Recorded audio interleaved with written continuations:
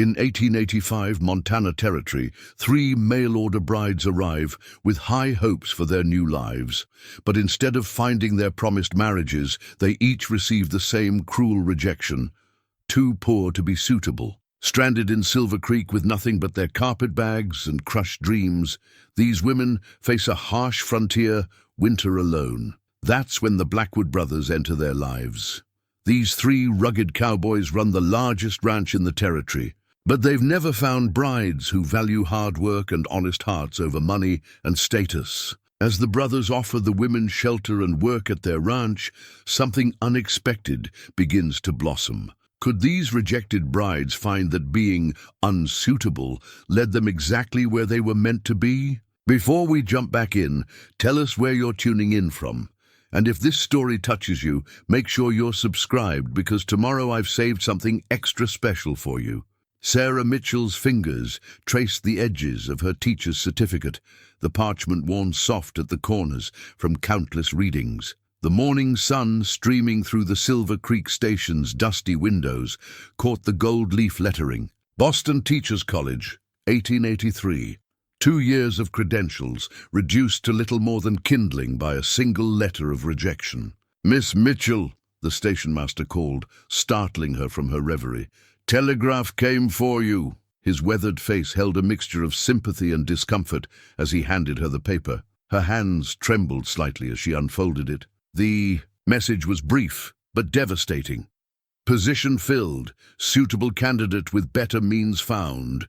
Regret any inconvenience. H. Richardson, Denver." Sarah sank onto her trunk, the last remnant of her Boston life. Around her, Emma and Lucy sat with their own rejection notices, 3 dreams shattered in the space of a morning. The irony wasn't lost on her. She'd left Boston to escape being judged by her modest means, only to find the frontier just as unforgiving. "We could try Billings," Emma suggested softly, her medical bag clutched close like a shield.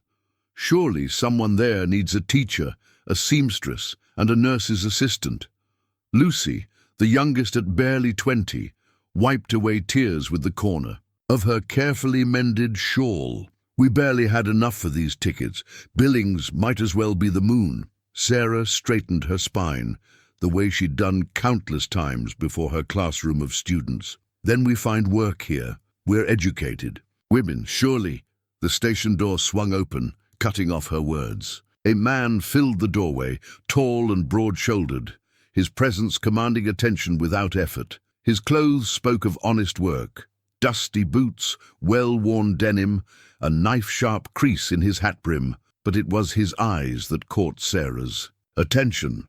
Clear blue and keenly intelligent, taking in the scene before him with careful consideration. "Matthew Blackwood," he introduced himself, removing his hat.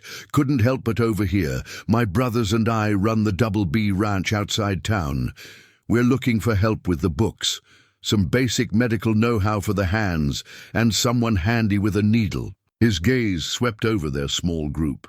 "Might be we could help each other out." Sarah felt her heart skip, though whether from hope or wariness, she couldn't tell. She'd learned the hard way that offers that seemed too good to be true usually were.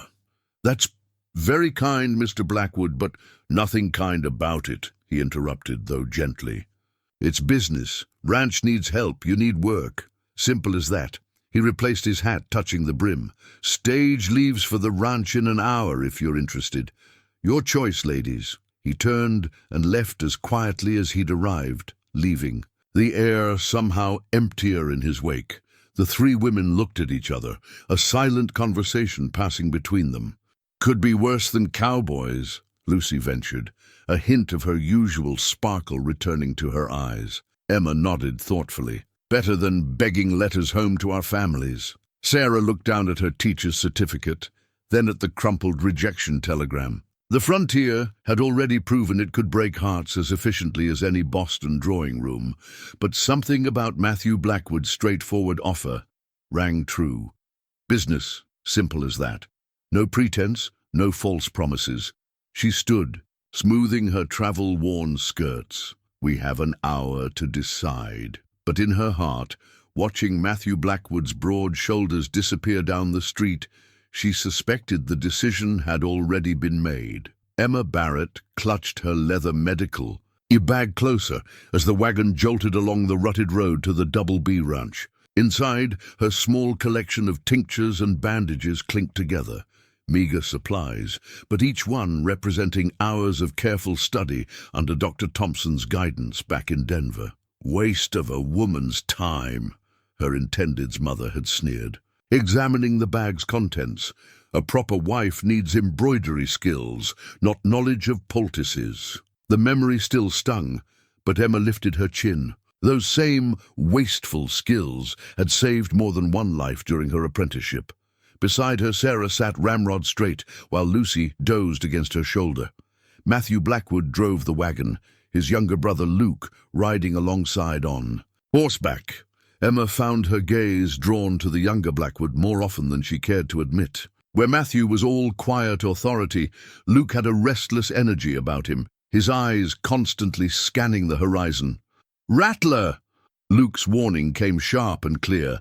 The wagon jerked to a halt as a diamond-backed serpent slithered across their path. Emma's medical bag tumbled from her lap, spilling its contents. Luke was off his horse in an instant, helping her gather the scattered supplies.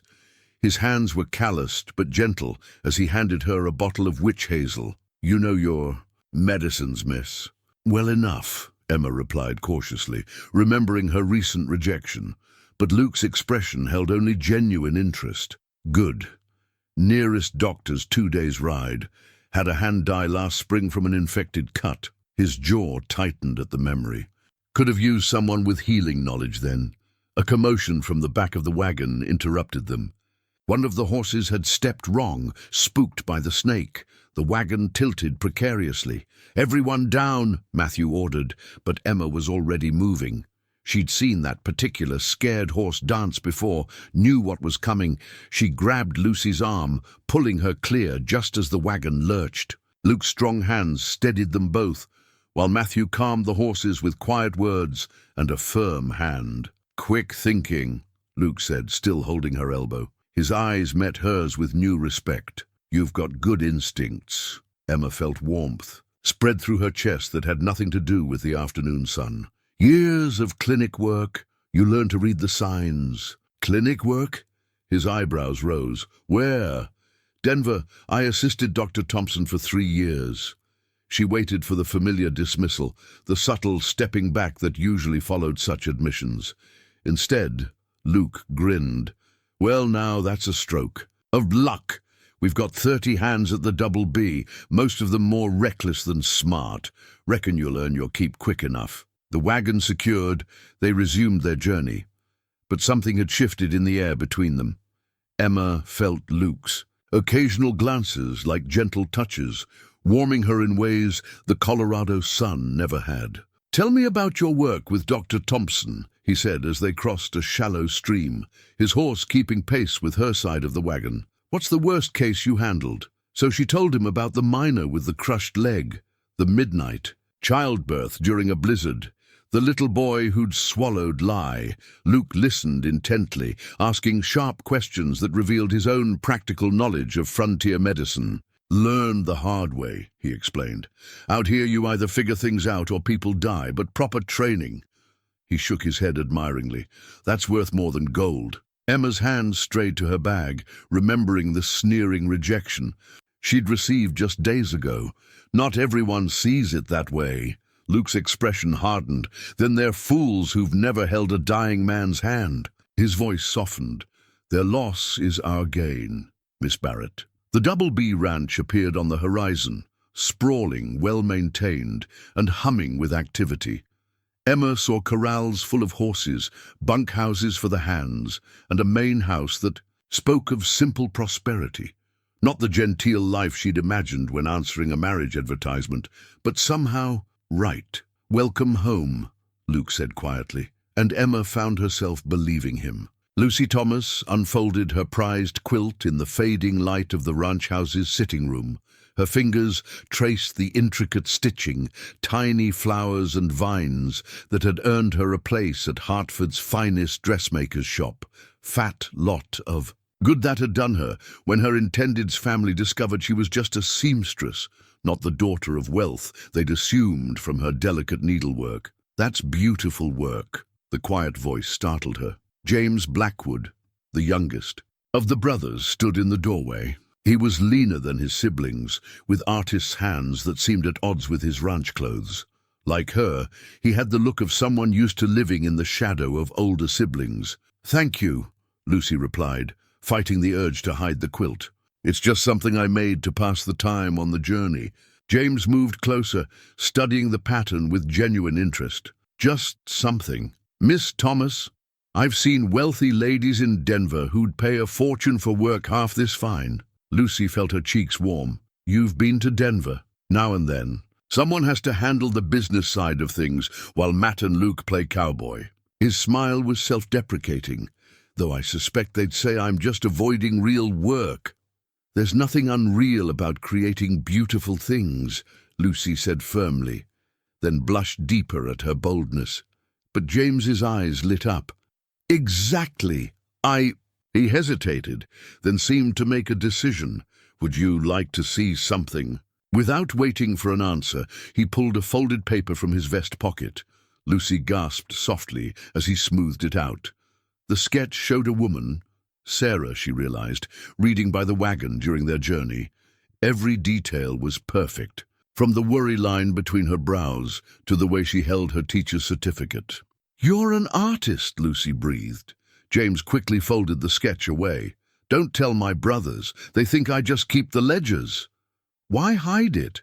"Same reason you tried to hide your quilt just now." His understanding smile touched something in her heart. "It's easier than explaining why you love something that others think is useless." Lucy looked down at her quilt, then back at James. "Maybe we've both been explaining to the wrong people." A comfortable silence settled between them, broken only by the distant sound of cattle and the crackle of the sitting-room fire. James cleared his throat. "Miss Thomas, Lucy, the ranch needs someone to maintain the hands, clothes, make repairs, that sort of thing. But if you wanted to do more, make things like this."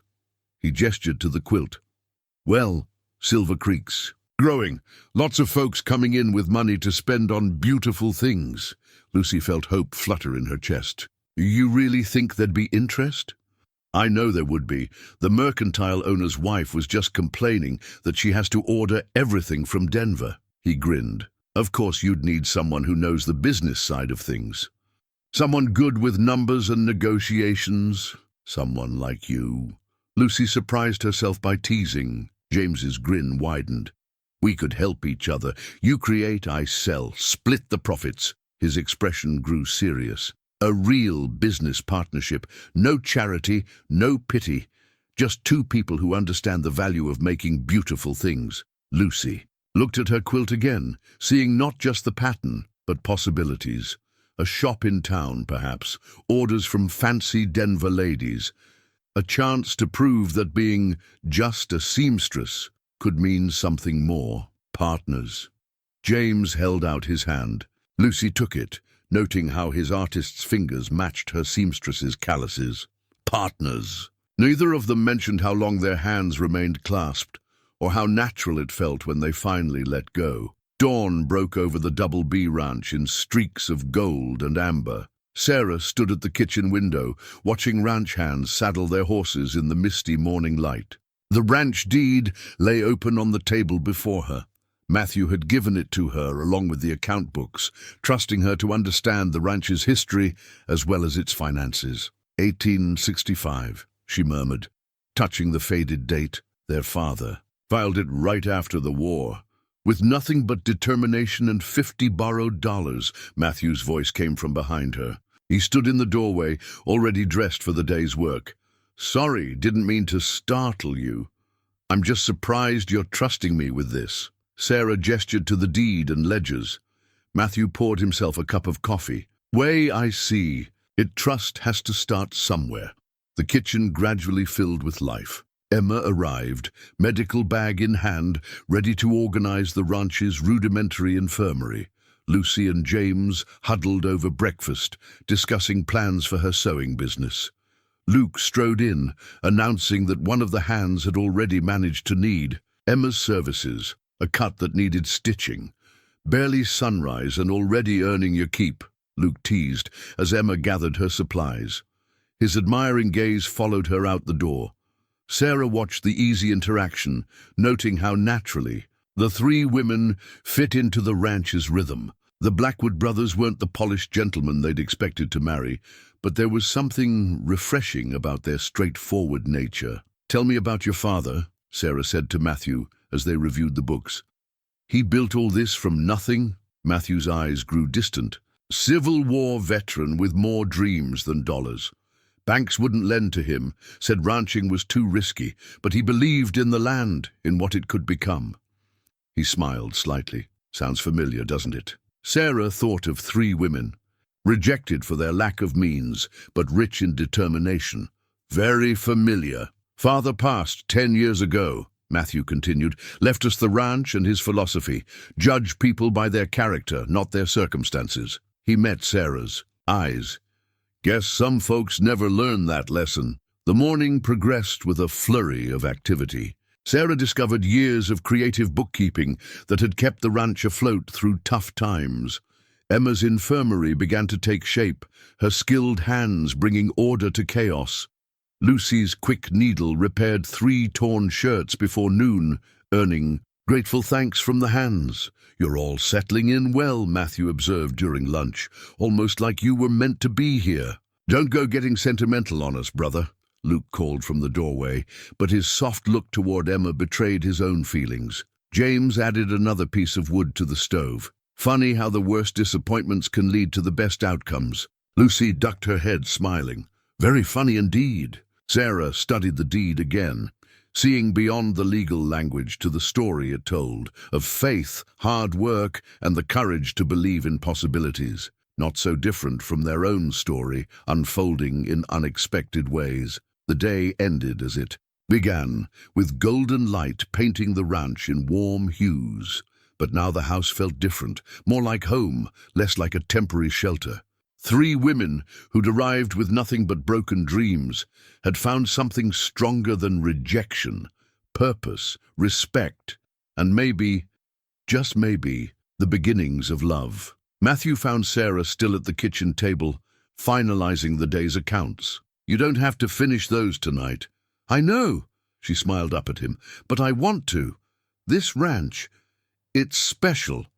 "Yes," he said softly, his eyes never leaving her face. "It is." Emma flipped through the ranch's cookbook, its pages stained and dog-eared from years of use. Handwritten notes crowded the margins. Tips for cooking at high altitude, substitutions for hard-to-find ingredients, memories recorded in fading ink. "Add extra flour when clouds gather," she read aloud. "The moisture affects the bread." "That's Mother's handwriting," Luke said, pausing in the kitchen doorway. "She learned to cook the same way you're learning ranch life, one mistake at a time." The morning sun streamed through the windows as the house came alive. Sarah sat at the table, calculating supply needs for the coming month. Lucy mended shirts nearby, her quick needle flashing in the light. The smell of coffee and fresh bread filled the air. "Your mother must have been an extraordinary woman," Emma said, noting another margin note about using willow bark tea for fevers, something she'd learned from Dr. Thompson. "She was." Luke stepped closer, his presence warming the space between them. "Would have liked you all, I think, especially your way of jumping in and making things work." Outside, the ranch hands were starting their day. Matthew's voice carried through the window as he gave instructions. James led a string of horses toward the corral, pausing to tip his hat at Lucy through the window. "The hands are taking bets," Luke mentioned casually, "on which of you ladies will run screaming back to civilization first." Emma raised an eyebrow.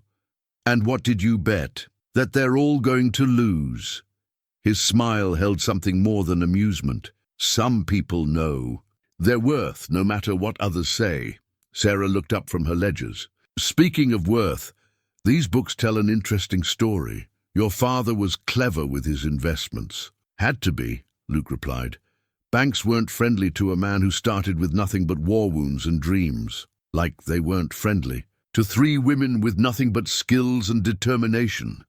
Lucy's quiet words carried across the kitchen. A moment of understanding passed between them all. They were more alike than different, the rejected brides and the sons of a man who'd built his dream from scratch. The kitchen door swung open as Matthew entered, bringing the crisp morning air with him. "Emma," Anderson's boy fell off his horse, nothing broken, but "I'll get my bag."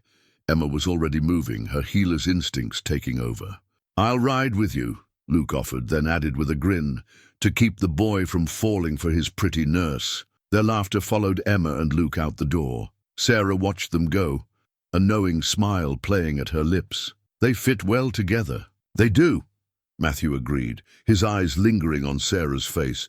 "Seems to be happening a lot around here lately." Lucy ducked her head over her mending, but not before they caught her blush. James chose that moment to appear in the doorway as if drawn by some invisible thread. "Lucy, I've been thinking about that business plan of yours," he said. "The mercantile owner's wife is interested in seeing your work." Lucy's face lit up. "Really? But I haven't even—" "I showed her the sketch I made of your quilt." James ran a hand through his hair, suddenly shy. "Hope you don't mind." The look they shared spoke volumes. Sarah and Matthew exchanged glances, remembering their own moments of growing connection. The day unfolded like a flower, each hour bringing new challenges and small victories. Emma returned triumphant from treating the fallen boy, Luke's proud smile matching her own. Lucy and James bent their heads together over business plans, their hands brushing accidentally as they passed papers back and forth. Sarah and Matthew worked through the accounts, their comfortable silence worth more than words. As evening approached, they gathered around the big kitchen table.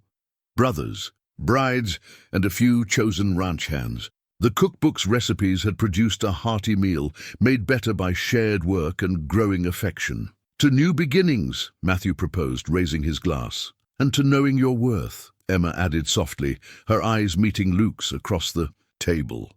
Lucy leaned slightly toward James. "To seeing the beauty in unexpected places." "To home," Sarah finished simply, and they all knew she meant more than just the ranch. The cookbook lay open on the counter, its pages ready to collect new memories, new marginal notes, new stories of love growing in fertile soil. Sarah sat alone in Matthew's study, moonlight spilling across the leather-bound ledgers spread before her. The latest account book told a story that made her heart sink, one of mounting debts and dwindling profits. No wonder Matthew's shoulders carried such tension. "Still at it?" Matthew's voice startled her. He stood in the doorway, trail, dust still clinging to his clothes from a long day's work. "Matthew," she straightened, gesturing to the books. "Why didn't you tell me how bad things were?" He crossed the room slowly, settling into the chair beside her. "Didn't want to burden you with our troubles. You've all had enough disappointments. These aren't just your troubles anymore." Sarah's finger traced a column of worrying numbers. "The bank loan comes due in 3 months, the cattle prices are falling, and this drought sounds about right." His voice held weary acceptance. "Been juggling accounts so the hands get paid, but something's got to give soon." Sarah pulled out a sheet of calculations she'd made. "Not necessarily. Look here. If we restructure the loans, consolidate the debts..." Her education might not have impressed her intended's family, but numbers had always been her friends. Matthew leaned closer, his warmth distracting in the quiet night. "You really think we could make this work?" "We already are." She showed him another page. "Lucy's sewing business is bringing in steady income. Emma's medical skills have saved us fortune in doctors' fees. And I've found several places where we can cut costs without cutting corners." Sarah, the way he said her name made her breath catch. "You're remarkable, you know that?" She blushed, remembering another man who'd called her remarkable, right before deciding she wasn't wealthy enough to marry. "I'm just good with numbers." "No." Matthew's hand covered hers on the ledger.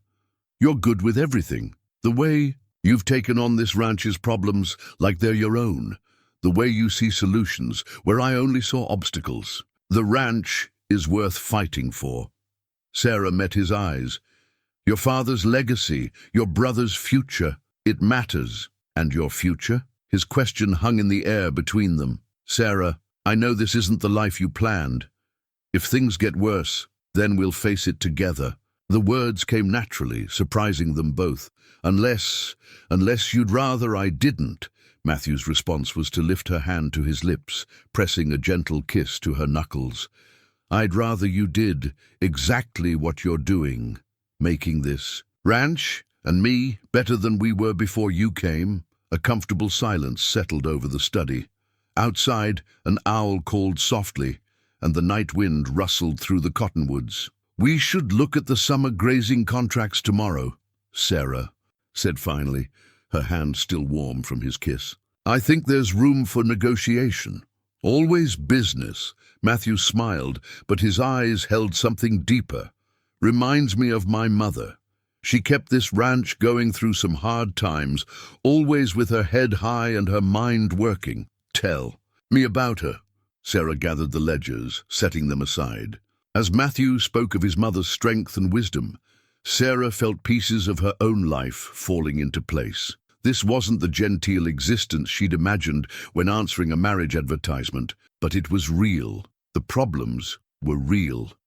The work was real, and most importantly, the growing feeling between her and Matthew was real. It's late, Matthew said eventually, though he made no move to leave. You should rest. So should you. Sarah stood, smoothing her skirts. Tomorrow's soon enough to save the ranch.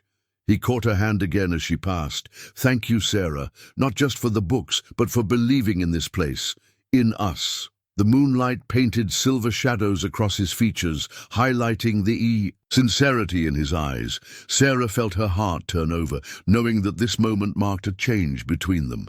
Some things, she said softly, are worth believing in. The red bandana caught Emma's eye first, soaked through with blood, clutched tight against young Tommy Anderson's shoulder. Luke half carried the ranch hand through the infirmary door, his face tight with worry. Steer caught him with its horn, Luke explained as they helped Tommy onto the examination table. Threw him clean over the fence. Emma was already moving, her hands steady as she gathered supplies. This wasn't a Denver clinic with its gleaming instruments, but she'd learned to work with what she had. Let me see it, Tommy. The wound was deep, ugly, the kind that could turn deadly if infection set in. Emma felt Luke's presence behind her, solid and reassuring, as she assessed the damage. Can you help him? Luke's voice held equal parts trust and concern. Yes.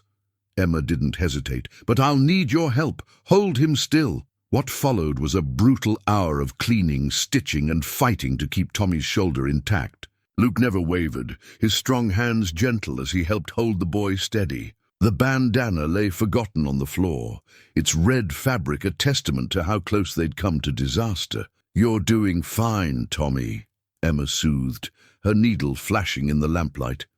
Just a few more stitches. Luke watched her work with growing admiration. I've seen experienced doctors with less steady hands. Dr. Thompson always said skill matters more than fancy equipment. Emma tied off another stitch, her movements precise. Though I wouldn't mind having his surgical kit right about now. Tommy managed a weak smile. Glad you're here, Miss Emma. Last time I got hurt, they had to ride 2 days for the doctor. And you nearly died of infection, Luke added grimly. His eyes met Emma's over Tommy's head. We've lost good men to simple injuries out here. Emma thought of her rejected marriage proposal, of being told her medical knowledge was unsuitable for a proper wife. If she'd married that man, where would Tommy be now? There, she said finally, securing the last bandage. Keep it clean. No riding for at least a week, and come see me twice a day for fresh dressings. Tommy nodded, already looking better as the willow bark tea she'd given him took effect. Luke helped him to the bunkhouse, returning a few minutes later to find Emma cleaning her instruments. That was impressive, he said, picking up the bloodied bandana. Most folks would have panicked. Most folks haven't spent 3 years in Denver's poorest clinic. Emma smiled tiredly. This was actually a quiet day compared to some I've seen. Luke stepped closer, his presence warming the cool evening air. Tell me. So she did. She told him about the miners brought in with crushed limbs, the children sick with fever, the mothers struggling through difficult births. Luke listened intently, occasionally asking questions that showed his own practical knowledge of healing. You should have been a doctor, Emma said, surprised by his medical understanding. Maybe in another life. He shrugged. Out here, you learn fast or people die. But watching you work, he touched her hand gently. You have a gift, Emma. Anyone who can't see that is a fool. The evening shadows lengthened as they talked, sharing stories of lives saved and lost. Emma found herself drawing closer to Luke, drawn by his quiet strength and unexpected tenderness. I never thought I'd be grateful for being rejected, she admitted softly. But if I hadn't been, then Tommy might be dead. Luke's hand found hers again, and I wouldn't have found the woman I've been looking for all my life. Emma's heart stuttered at his words. Luke, I know it soon, he said quickly. And I know this isn't the fancy life you probably dreamed of, but watching you today, seeing your strength and skill. Emma, you belong here, with the ranch, with me. Before she could respond, a commotion erupted from the bunkhouse. Miss Emma, Tommy's fever's spiking. They sprang apart, but Luke caught her arm for just a moment. We'll finish this conversation later? Emma smiled, already gathering fresh supplies. Count on it. Lucy found the broken pocket watch on James's desk one quiet afternoon, half hidden, under sketches of her latest dress designs. Its gold case was dented, the crystal cracked, but the craftsmanship was exquisite. Tiny roses were engraved around the edge, each petal detailed with loving care. It was our father's. James's voice made her jump. He stood in the doorway of his small office, a fresh stack of drawings in his hands. Carried it through the war, but I dropped it last month. Haven't had the heart to get it fixed. It's beautiful, Lucy said, carefully setting it down, like your drawings. James crossed to his desk, spreading out the new sketches. They showed Lucy's designs from different angles, adding subtle improvements that made her catch her breath. He'd captured every detail of her work, but somehow made it even better. I hope you don't mind, he said uncertainly. I got carried away thinking about how to market your dresses. Lucy traced one of his suggested alterations, a clever way to make a work dress both practical and pretty. Mind? James, these are brilliant. His smile lit up his face. Really, I was worried you'd think I was interfering. No, this is exactly what a partnership should be. She pointed to another sketch. Look how you've solved the problem with the hem I was struggling with. They bent over the drawings together, their heads nearly touching. James's artistic vision complemented Lucy's practical skills perfectly, each making the other's work stronger. The mercantile owner's wife wants to place an order, James said, pulling out a letter, and she's mentioned your work to some friends in Denver. Lucy's heart soared. Already? But we've only just started. Quality speaks for itself. James hesitated, then added softly, just like you do. Their eyes met, held. Lucy felt the now familiar flutter in her chest whenever James looked at her that way. I've been thinking, he continued, picking up his father's watch. Sometimes broken things lead us to better paths. If I hadn't dropped this, I might never have started sketching again. If you hadn't been rejected, I wouldn't be here, Lucy finished. Creating something new with you. James set the watch down and took her hands in his. Lucy, I know I'm not what you expected when you came west. I'm no wealthy rancher or business tycoon. No, she agreed, squeezing his hands. You're an artist who sees beauty in everything, even in a seamstress who wasn't good enough for a proper marriage. Don't, his voice was fierce. Don't ever say you weren't good enough. Those people couldn't see your worth, but I do. I see it in every stitch, every design, every smile. Lucy felt tears threatening. James, let me finish. He drew her closer. I may not be able to offer you a grand house in Denver, but I can offer you a true partnership. In business, in art, in life, if you'll have me. The watch lay forgotten. On the desk, as James pulled Lucy into a gentle kiss. When they parted, both were smiling through tears. "Is that a yes?" James whispered. Lucy's answer was to kiss him again, then pull back with a practical gleam in her eye. "On one condition. We fix your father's watch together. I'm good with tiny stitches. Surely that translates to tiny gears." James laughed, the sound pure joy. "See, perfect partners." Outside the office window, the ranch hummed with life. Lucy could hear Emma teaching a ranch hand how to properly bandage a wound, and Sarah discussing cattle prices with Matthew. 3. Women who'd arrived with nothing but broken dreams, now building new lives with men who valued them for exactly who they were. "Partners," Lucy agreed, turning back to James. "Now, show me more of your ideas for that Denver collection." The supply lists grew longer by the day as autumn's golden light gave way to steel-grey skies. Sarah studied the papers spread across the kitchen table, each one a reminder of winter's approaching threats. Food, medicine, warm clothing, everything had to be accounted for. Everything had to last. "These numbers don't add up," she murmured, comparing the lists to their dwindling funds. The bank loan still loomed, and cattle prices kept falling. "We'll make it work," Matthew's voice carried quiet confidence as he joined her at the table. "We always do." But Sarah saw the worry in his eyes, the same worry she'd noticed in all three brothers lately. Winter on the frontier took no prisoners, and this year's preparations were complicated by having 3 extra mouths to feed. Emma burst through the door, her medical bag clutched tight. "The Wilson place sent word. Their youngest has fever. Luke's riding out with me." "Be careful," Sarah called after her friend's retreating form. "Storm's coming." Indeed, dark clouds gathered on the horizon, promising the first serious snow of the season. Lucy and James huddled by the window, checking their inventory of winter clothing for the hands. "If I work through the night, I can finish the last of the heavy coats," Lucy said, her fingers already calculating stitches. James squeezed her shoulder. "Not alone, you won't. I'll help." The day passed in a flurry of activity. Sarah balanced accounts while Matthew and the hands brought in the last of the hay. Lucy's sewing machine whirred steadily, accompanied by James's quiet humming as he cut fabric. When Emma and Luke hadn't returned by dusk, worry began to creep in. The storm clouds had delivered their promise, thick snow now falling in silent sheets. "They'll have stayed at the Wilson place," Matthew reassured them, but his eyes kept straying to the window. Sarah found him there hours later, still watching. "They're experienced riders," she said softly, touching his arm, "and Emma knows how to handle emergencies. It's not just them I'm worried about."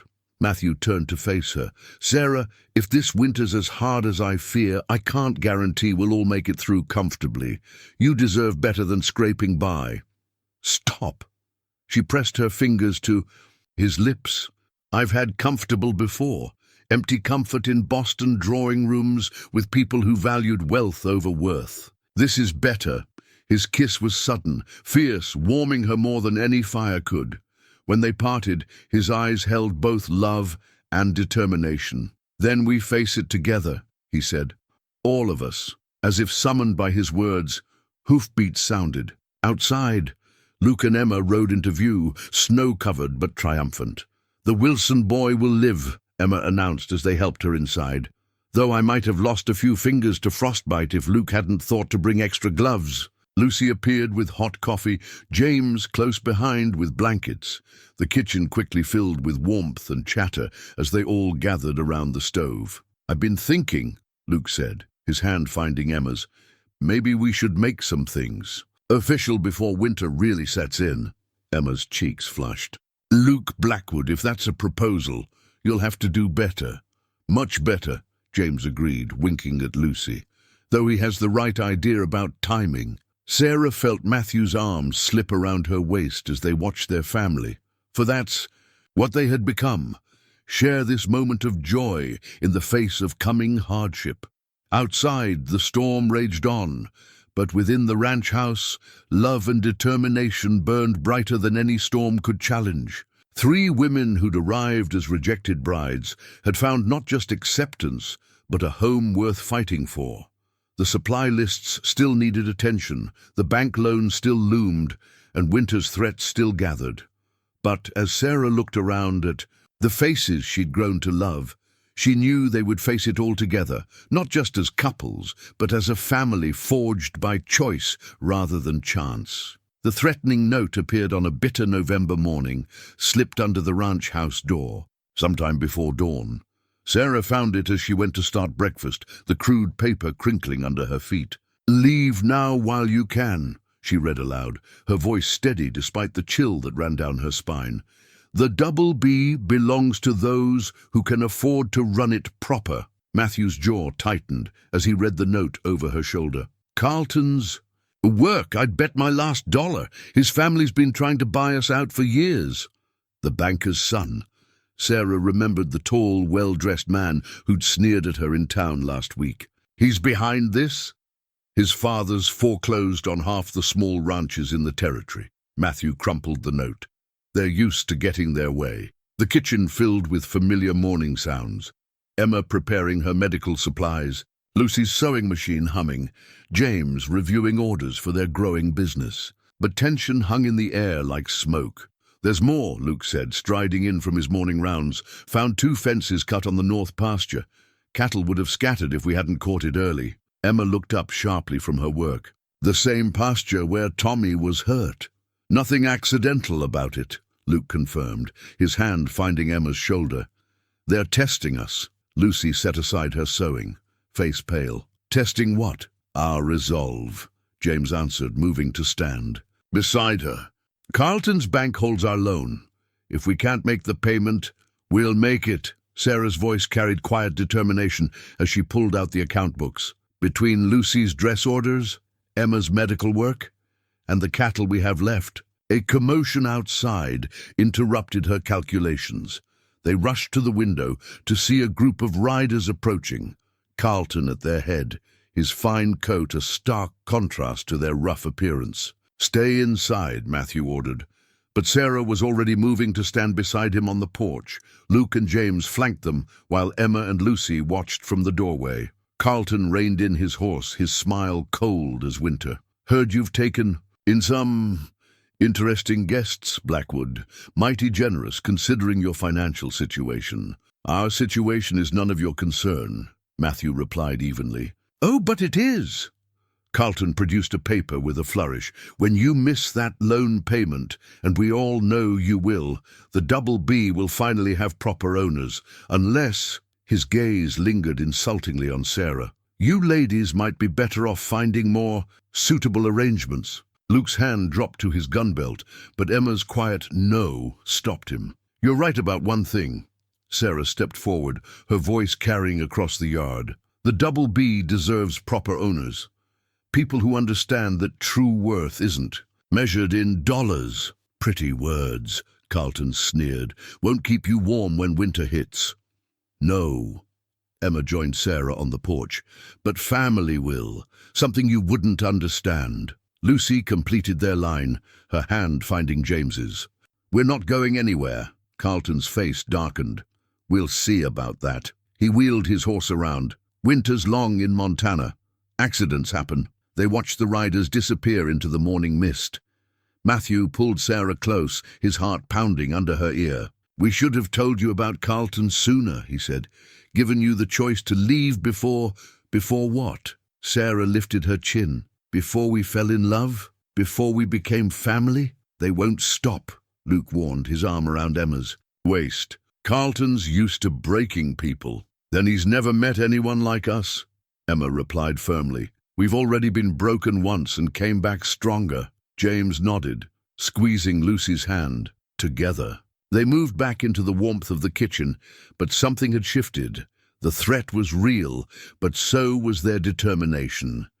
3 women who'd been deemed too poor, too unsuitable, now stood as the difference between the double B's survival and its fall.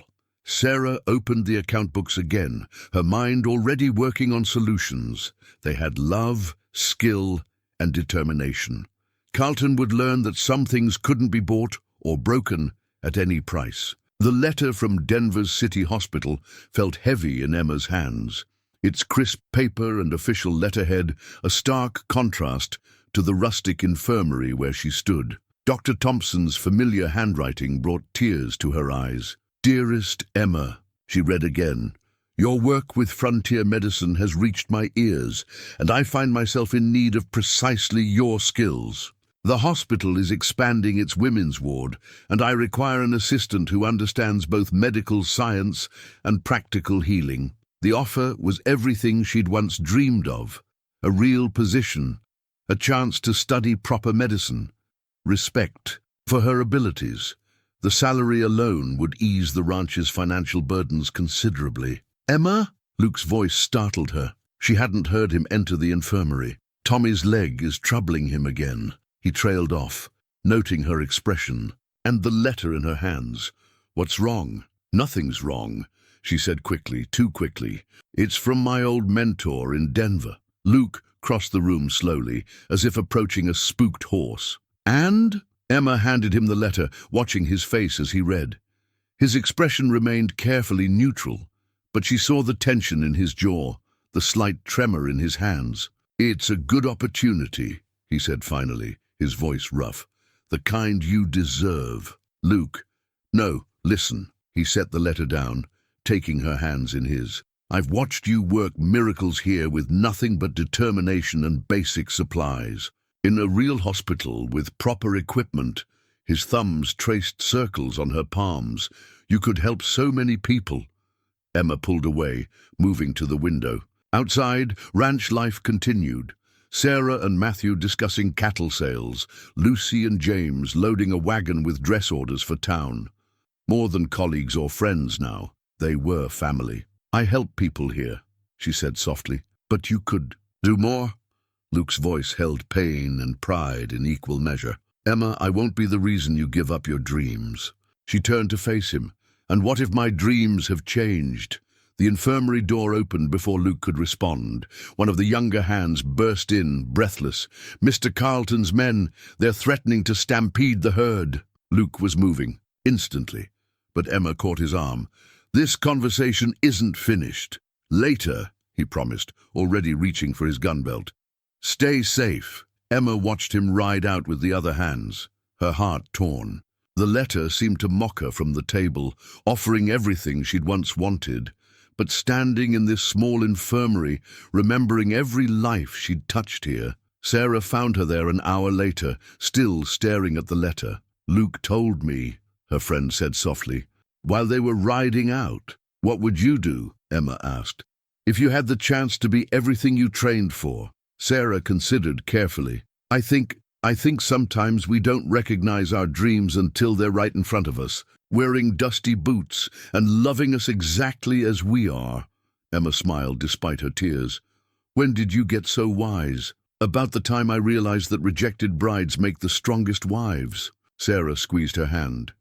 "Whatever you decide, we're with you." The afternoon passed in tense waiting. When Luke finally returned, covered in dust but triumphant, Emma was waiting with bandages and liniment for the inevitable scrapes. "Carlton's men scattered when we showed up armed," he reported as she tended a cut on his arm, "but they'll be back." Emma's fingers stilled on his skin. "I'm not going to Denver." Luke's breath caught. "Emma, you don't have to." "Yes, I do."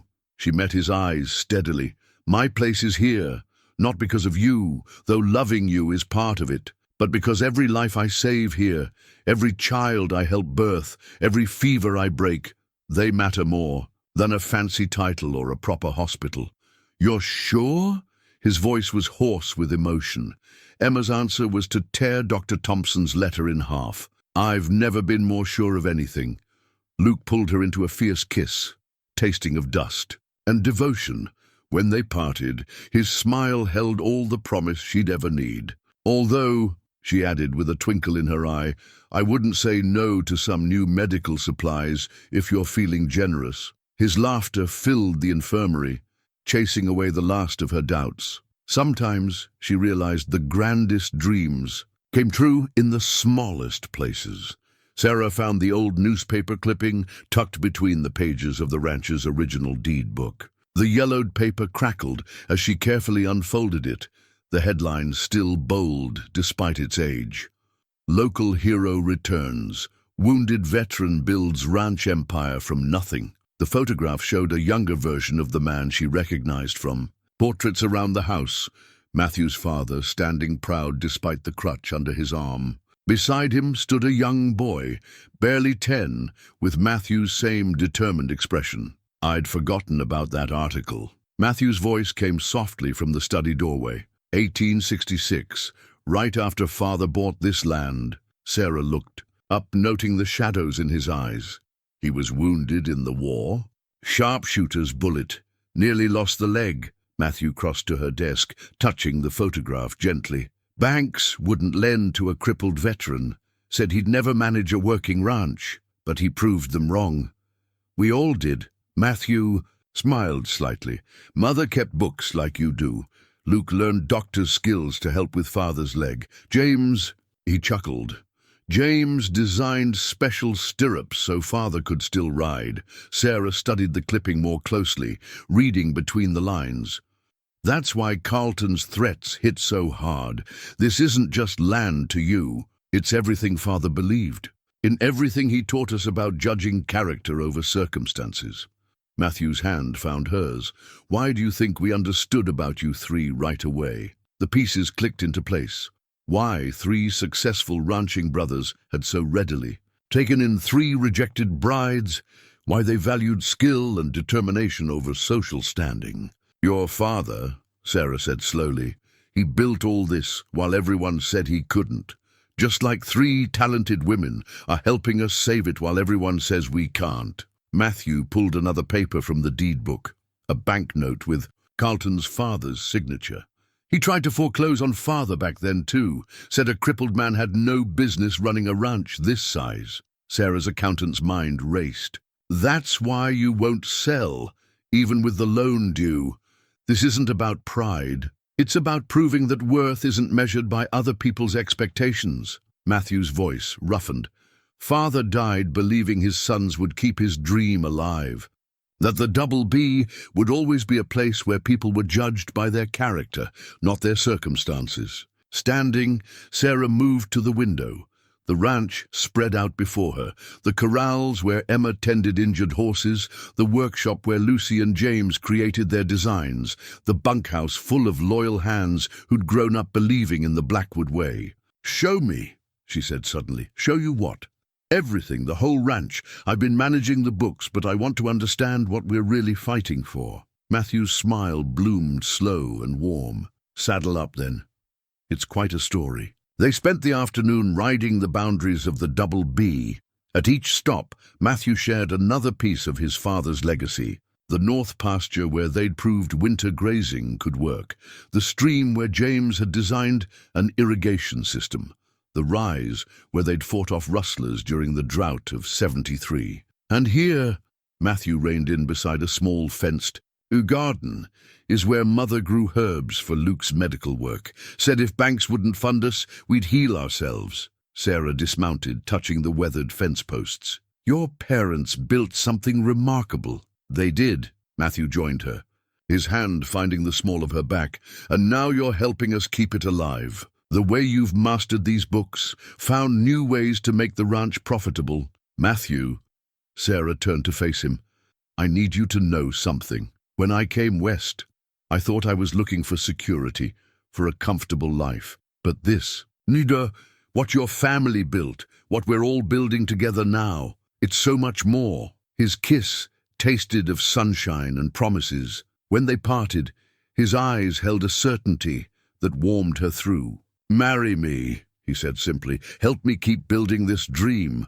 Sarah's answer was in her smile, in her tears, in the way she fit perfectly against him. Behind them, the Double B stretched endless and beautiful, a legacy of love and determination waiting to be continued. Lucy smoothed the silk of her latest creation, a commissioned dress that would have turned heads even in Denver's finest shops.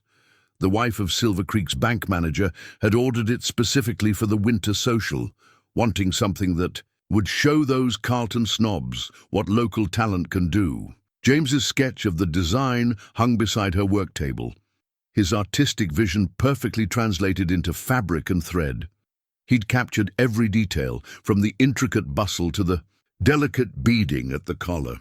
"It's perfect," James said from the doorway, his eyes shining with pride, "though not as perfect as the seamstress." Lucy blushed, still unused to such open admiration. "Your design made it possible. I never would have attempted something this elaborate without your drawings." "Our first high society commission," James crossed to examine the dress closer, "and certainly not our last, from what I hear in town." Indeed, their reputation had grown steadily. What had started as simple repairs had blossomed into a thriving business, with orders coming in from as far as Denver. Even Carlton's sister had been overheard admiring Lucy's work, though she'd never admit it openly. The mercantile owners. "Wife says we could open our own shop in town," Lucy said carefully, watching James's reaction. "She's offered to rent us the old millinery space." James's smile widened. "I know. I've already been measuring it for display cases." He pulled out his notebook, showing her sketches of a beautifully arranged storefront. "I thought we could put your finest pieces in the window, with a workroom in back." "You've been planning this." Lucy's heart skipped at his thoughtfulness. "Since the day you agreed to be my partner." He took her hands in his. "In everything." The moment was interrupted by Sarah's excited call from the main house. They hurried over to find the kitchen, buzzing with activity. Emma was wrapping Matthew's hand, apparently wounded, while defending the north fence from more of Carlton's mischief, while Sarah read from a letter. "The cattle contract came through," she announced. "The army wants our entire spring herd at premium prices. That'll more than cover the loan," Matthew added, wincing as Emma tightened his bandage. "And leave enough to expand the dress business," James said meaningfully, squeezing Lucy's hand. Luke leaned against the doorframe, grinning. "Looks like Carlton's about to learn that the Double B's more resourceful than he thought." "Speaking of resources," Lucy gathered her courage, "James and I have news." She explained about the shop. "In town, watching their families' faces light up with understanding and support." "It's perfect timing," Sarah said. "With the army contract secured, we can help with the initial costs." "No need," James replied proudly. "We've saved enough from our orders. This is our dream to build." Lucy felt tears threatening. From rejected bride to successful businesswoman, all because one man had seen beyond her circumstances to her true worth. "There's more," James continued. He reached into his vest pocket, withdrawing a small box. "I've been waiting for the right moment." The kitchen fell silent as James knelt before her. Inside the box lay a ring, elegant in its simplicity, with a pattern of tiny flowers engraved around the band. Flowers that matched his sketches, her embroidery, their shared vision of beauty. "Lucy Thomas." His voice trembled slightly. "You've made every dream I had more beautiful than I imagined.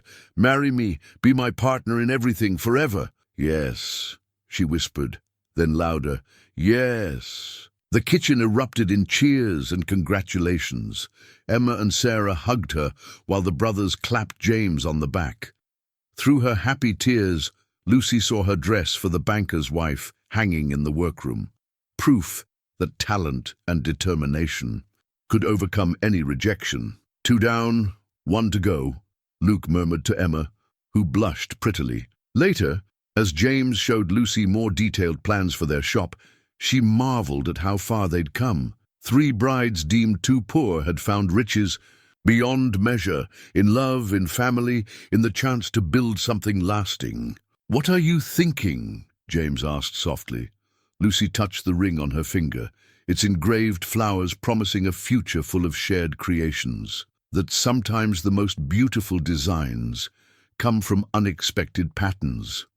The broken lantern lay in the snow, its glass shattered, oil frozen. One more casualty of the storm that had descended on the Double B without warning. Sarah clutched it tightly despite its uselessness, straining to see through the whiteout conditions. "Matthew!" Her voice was lost in the howling wind. He'd gone to check the nearest cattle shelter hours ago before the storm turned violent. Now the world had disappeared into a blur of white and cold. Inside the ranch house, Emma paced by the window, her medical bag ready. Luke had ridden out to the far pasture with James, planning to bring in any strays before the weather turned. None of them had expected the storm to hit so fast, so hard. "They know this land," Lucy said from her position by the fire, though her hands trembled as she worked on another heavy blanket. "They'll find shelter." A pounding at the door made them all jump. Tommy burst in, snow coating his clothes. "Miss Emma, one of Carlton's men. Found him half frozen by the creek. Says there's others out there." Emma was moving before he finished speaking. "Where?" "Emma, no." Sarah grabbed her friend's arm. "It's too dangerous. They'll die without help." Emma's voice held steel. "Carlton's. Men or not, I took an oath." Lucy stood, resolution replacing fear. "I'll get more blankets, heat water for tea." Another figure appeared in the doorway. Carlton's foreman, Roberts, looking nothing like his usual arrogant self. "Please," he said, his voice rough. "My boys, we were setting fences when the storm hit." Sarah saw Emma and Lucy exchange glances. These were the same men who'd threatened them, cut their fences, tried to drive them away. But now, how many? Emma asked, already packing additional supplies. 4, including the boss himself. The irony might have been amusing if lives weren't at stake. Sarah made a decision. "Tommy, help Emma and Roberts. Lucy, keep the home fires burning. I'm going to find Matthew." "Sarah," both women protested. "I know his route, and we can't wait for the storm to break." She pulled on Matthew's spare coat. "Carlton's men aren't the only ones out there." The next hours passed in a blur of white snow and desperate searching. Emma and Tommy found 2 of Carlton's men huddled in a shallow cave. Sarah tracked Matthew to the cattle shelter, where he'd managed to save most of the herd. Luke and James had holed up in the line shack with Carlton himself, a fact that would have been awkward if everyone wasn't so focused on survival. The broken lantern served as a beacon, its metal catching what little light penetrated the storm. One by one, they made their way back to the ranch house, guided by Lucy's unwavering vigil at the window. Dawn broke to find them all crowded in the kitchen. Carlton's men sat wrapped in Lucy's blankets, accepting Emma's ministrations and hot tea with subdued gratitude. The brothers, snow-crusted and exhausted, stood guard over their unexpected guests. "Why?" Carlton finally asked, looking at Emma as she bandaged his frost-bitten hands. "After everything we did." "Because that's who they are," Matthew answered. For her, his arm around Sarah. "Who we all are." "The Double B looks after its own," Luke added, helping Emma with her supplies. "And in a storm like this, everyone's our own." James nodded, holding Lucy close. "Even people who don't know their true worth yet." Carlton looked around the warm kitchen, seeing perhaps for the first time what his money couldn't buy. Strength. Compassion. The kind of love that drove people out into storms to save their enemies. "I've been a fool," he said quietly. "Yes," Sarah agreed, but kindly, though not as big a fool as those who rejected 3 talented women for being too poor. The storm raged on outside, but inside the ranch house, something shifted. Old enmities, melted like snow in spring, replaced by a deeper understanding. They were all survivors now, bound together by a night when love proved stronger than hatred, and mercy more powerful than pride. The broken lantern found a place of honor on the mantle, a reminder that sometimes light shines brightest when the darkness seems complete. 3 simple gold rings lay nestled in their boxes on the kitchen table, catching the first light of spring dawn. Each was distinct. Sarah's featured a delicate pattern of numbers and curves that Matthew had specially designed. Emma's bore a careful engraving of healing herbs, and Lucy's showcased the same flower motif that graced her and James's best work. "They're perfect," Luke said, examining his choice for Emma one last time. Though Matthew and James had already proposed, Luke had convinced them to wait for a proper ceremony. All 3 brides, all 3 brothers, together. The winter's trials had transformed the Double B. Carlton had withdrawn his threats and renegotiated the loan on fair terms. The army contract promised a prosperous year ahead. Lucy and James's shop in town was nearly ready to open, and Emma's reputation as a healer had spread throughout the territory. Sarah walked into the kitchen, fresh from reviewing the morning's accounts. The ranch's ledgers now showed a healthy profit, a far cry from the desperate situation she'd discovered months ago. "The hands are gathering," she announced, then stopped short at the sight of the rings.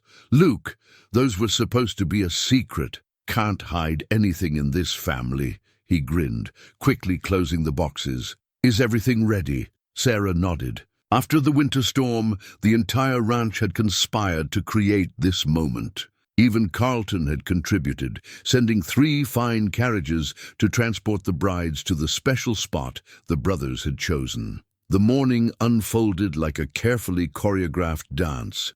Emma was called away on a supposed medical emergency. Lucy needed to check on fabric deliveries. Sarah had urgent business in town.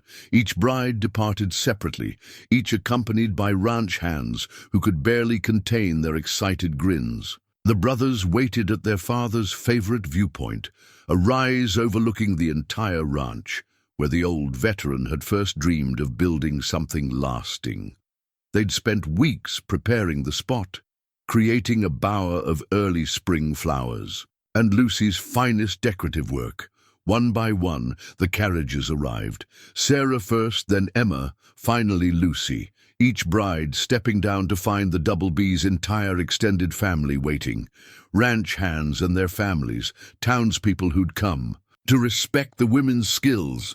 Even Carlton and his men stood witness. Matthew stepped forward first, taking Sarah's hands in his. Though they were already promised, his voice shook with emotion. "Sarah Mitchell, you arrived with nothing but your skills and determination. You helped save this ranch, not just with your clever mind, but with your boundless heart. Marry me properly in front of all these witnesses." Her yes was firm and clear, like the numbers she loved so well. Luke approached Emma next, still in her medical apron, looking stunned at the gathering.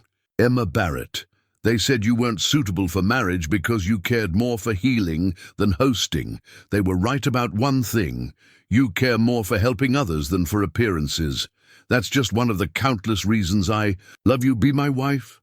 Emma's tears fell freely as she accepted both ring and proposal. James was last, leading Lucy to where her needlework decorated the bower. "Lucy Thomas, they called you just a seamstress, but they couldn't see how you weave beauty and love into everything you touch. You've mended more than clothes here.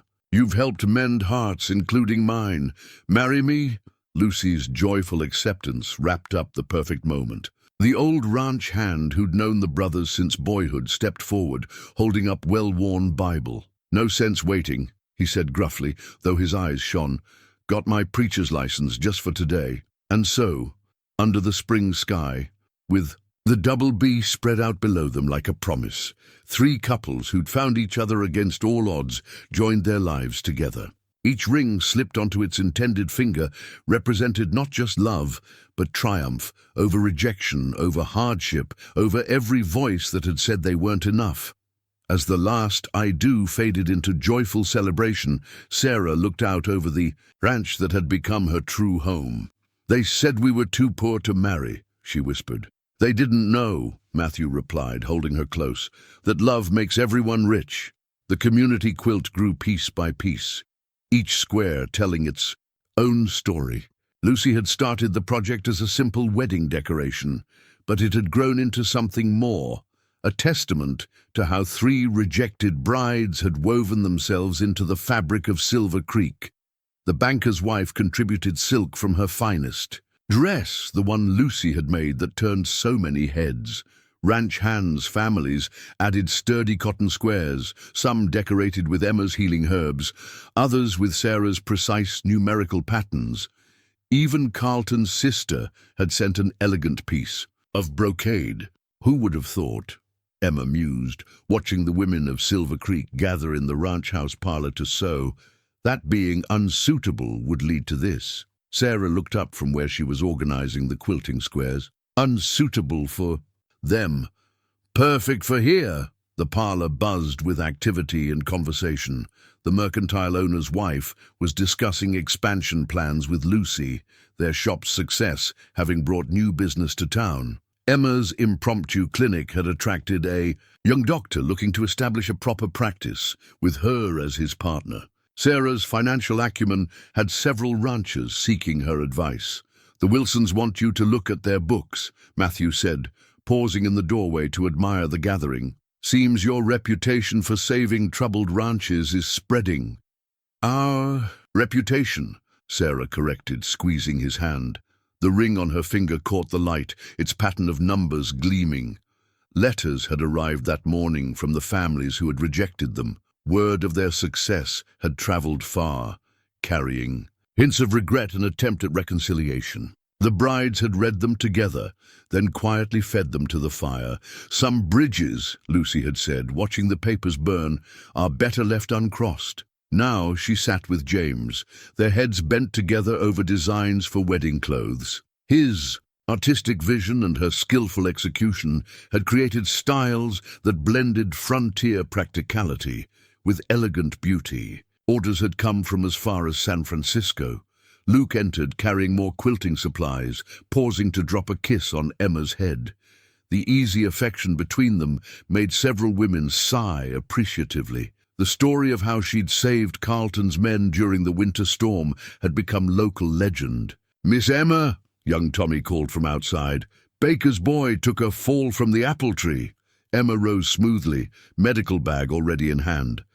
"Duty calls. Save me some quilting." "Always," Luke promised, his proud smile following her out. The quilt grew as the day progressed, each stitch representing a connection forged, a friendship built, a community strengthened. Women who had once looked askance at the poor brides now sought their company and counsel. "Do you remember," Lucy asked softly, showing James a particularly beautiful square, "when we thought being rejected was the worst thing that could happen to us? Turned out to be the best," he replied, adding a sketch of the quilt's final design to their growing portfolio. As evening approached, the women gathered around to admire their work. The quilt told the story of the Double B and the three brides who had helped it flourish. Every square a memory, every pattern a piece of their journey. "It's not just a wedding quilt anymore," the minister's wife observed. "It's the story of Silver Creek itself." Sarah thought of their arrival months ago, three women with nothing but broken dreams and determination.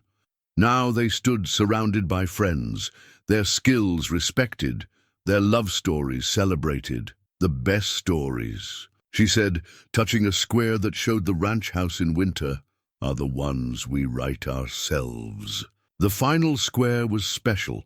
3 sets of interlocked rings, symbolizing not just the coming weddings, but the unbreakable bonds between the brides who had become sisters, the brothers who had seen their true worth, and the community that had learned to value substance over circumstance. As the quilting party wound down, Matthew found Sarah by the window. "Happy?" She looked at their gathered friends, at Emma teaching young girls about medicinal plants, at Lucy and James showing their designs to admirers. "More than I ever dreamed possible."